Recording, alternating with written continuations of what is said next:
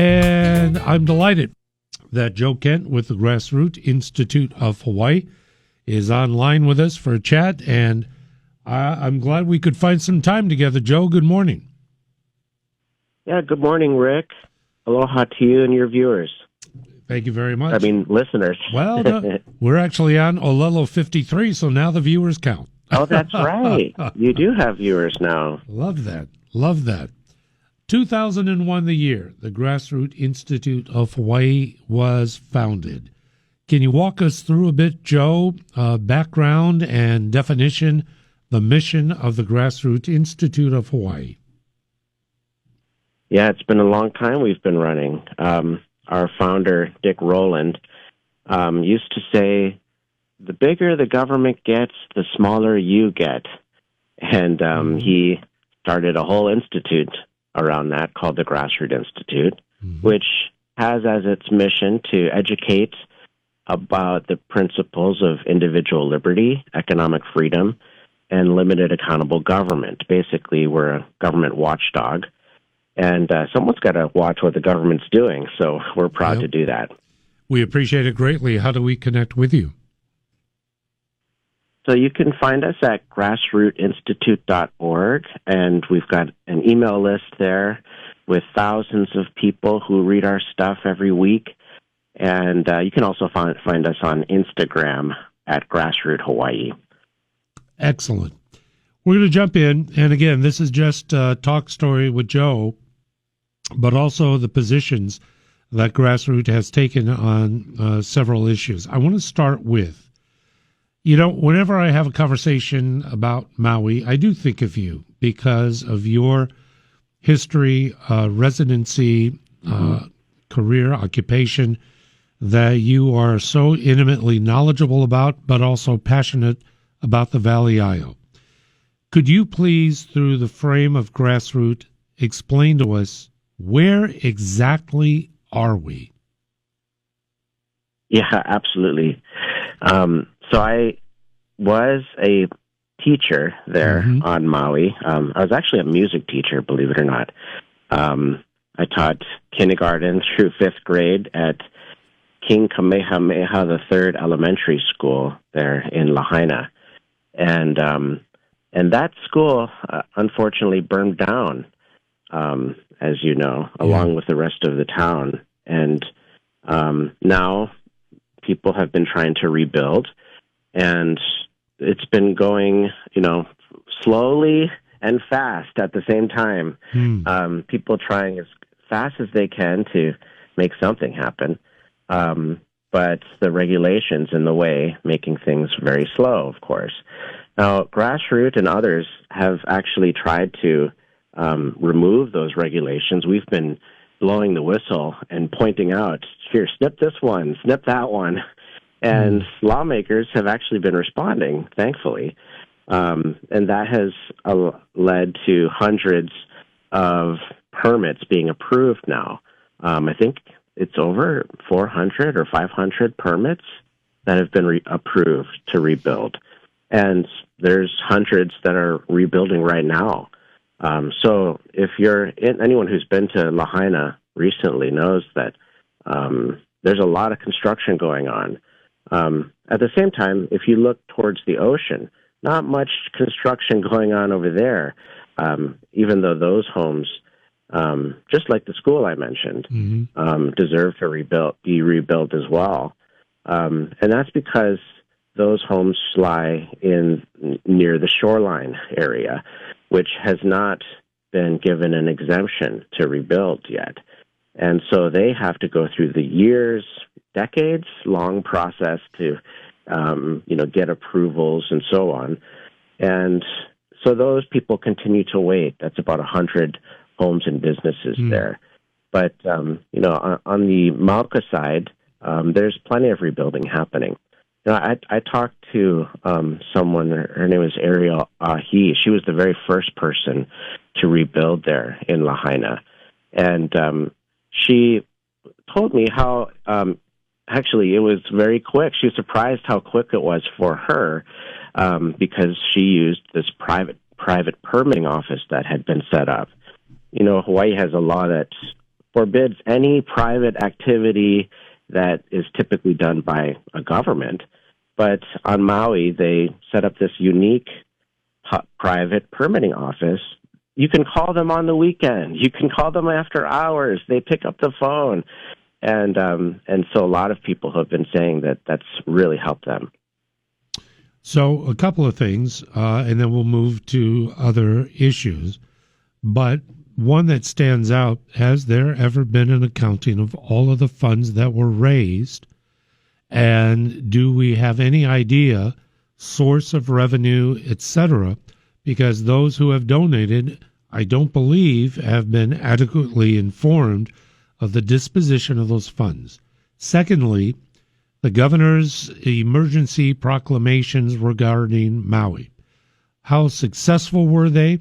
What impact did it have? And were there ancillary issues that were contained in those proclamations that perhaps didn't make a headline, and if it weren't for Grassroots and others, we'd have no idea?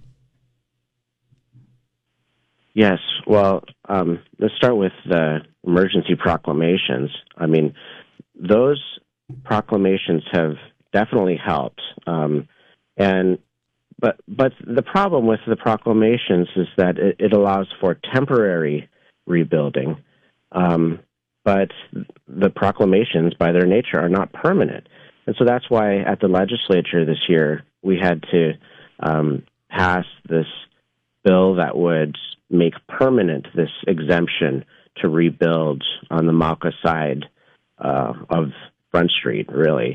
That allows people to skip the SMA process, or at least go through it much more quickly. So that was the biggie. And the emergency proclamation also helps to build temporary housing around Lahaina, on the outskirts of Lahaina. But, once the, quote, emergency is over, then those homes will have to go away. That's, again, another problem. And so a lot of people are scratching their heads of like, look at all this housing here, and you're telling me it all has to go away eventually? Where's it going to go? Are they going to, truck it somewhere or what? So that's still an open question. Now, with respect to the monies, there was a lot, unfortunately, millions of dollars that have been unaccounted for. One of the an Instagram post said, donate to, this cause and that cause. And some of these causes were not real nonprofits. You couldn't really follow the money in any way. And so that went into somewhat of a black hole, unfortunately. And today we still don't know where that went. Then there's monies that were donated to Lahaina Strong. Excuse me, not Lahaina Strong, to the Maui Strong Fund. Right. And Maui Strong monies were accounted for really well because that went under the Hawaii Community Foundation, I believe. And so, it was a mixed bag on that question.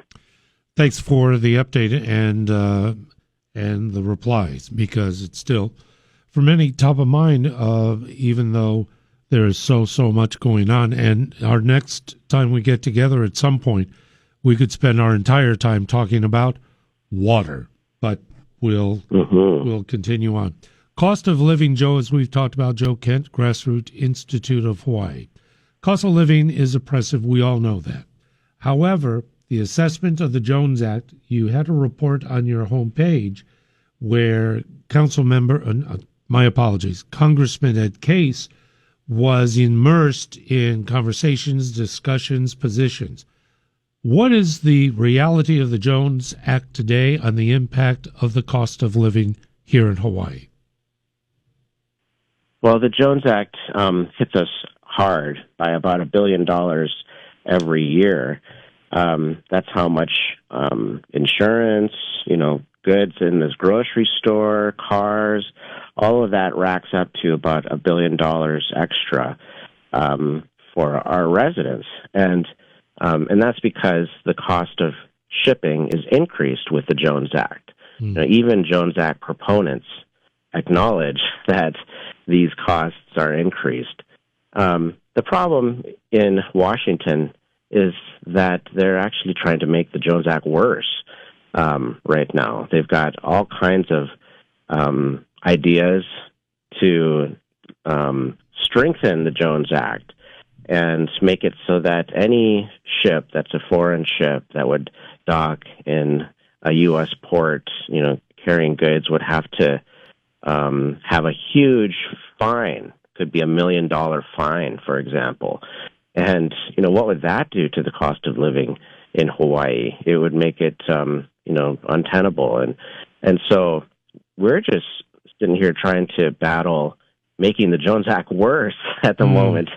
But hopefully people will recognize that this actually has an effect on the mainland as well. It's not just Hawaii. This isn't just a Hawaii law.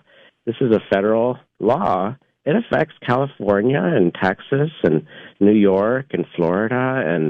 And if they wake up to that realization, that's the only way that change could actually happen in D.C. Because I don't think we can just do it with our representatives. So, yes, something needs to happen on that issue.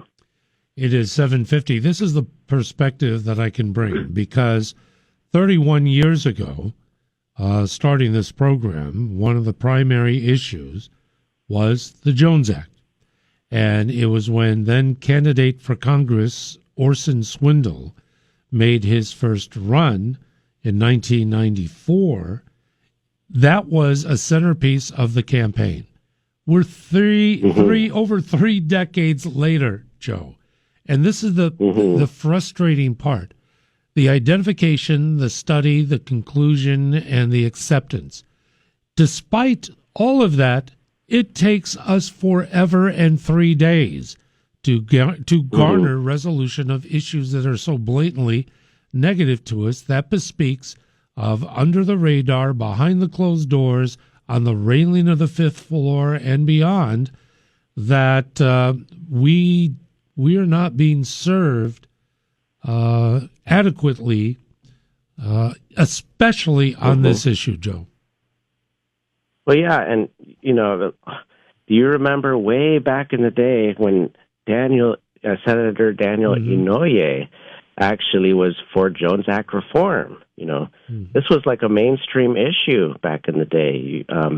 Patsy Mink, Burns, Fong, Matsunaga, all of these, historic figures in Hawaii politics were speaking our language, actually, because at the time it was widely recognized in Hawaii that you could only get elected if you were anti-Jones Act. And somehow that's changed now. I don't know why. I think that the shipping lobbies are donating more to political campaigns, of course. So that definitely has a factor. And that's why I appreciate Congressman Case. We may not sing out of the same hymnal on all issues, but on this, he is one of those common sense guys representing us and doing what he can in Congress. But you're right. The lobbyists, I would love to see exactly what the lobbying contributions are to congressional members on this issue to let it continue on and on and on. And I recall, thank you for reminding us, the positions of previous representatives, senators. Dan Inouye captured just about as much power as he can in the halls of the Senate, and despite that, we still languish. Let me just go to one more thing very quickly because we're at 7:53. Joe, stop being interesting. Anyway, I have a conversation tomorrow with both HART, Lori, and also with Roger Morton of DTS. And it's in the preview of October 16th, opening of the second phase of Rail. I have my set of Q&A, but I'm curious, Joe, if you were to have a discussion with both people in the room, what is it you would like to know from HART and DTS about the second segment and more. Well, the main question I have is, can this be put up to a vote of the people, please? Because this could constitute a huge, opening of spending, my spending, and spending of so many other taxpayers. And, we want to feel like we've learned our lesson from the past. And, what better way to do that than to put it to a vote of the people? Now, back in the day, rail was put to a vote of the people, and I believe it passed by 1 percentage point, 51%. I mean, and okay, but that was then. This is going to, and so if we're going to embark on a huge, adventure here, financially and otherwise, I just think it should be put up to the people. And that will be one of the main questions I pose to both sides tomorrow. And I thank you for that. I thank you for joining us. We're already at 7:56. Got to get traffic and more in. But Joe, once again, thank you. And how do we connect with you? Well, you can find us at grassrootinstitute.org. .org. grassrootinstitute.org, and I'll go to our Instagram at Grassroot Hawaii. We'll do that, without a doubt. Thank you for your time and the info. Always enjoy our chats. Thank you, too. Aloha, Joe. Joe Kent, Grassroot Institute of Hawaii.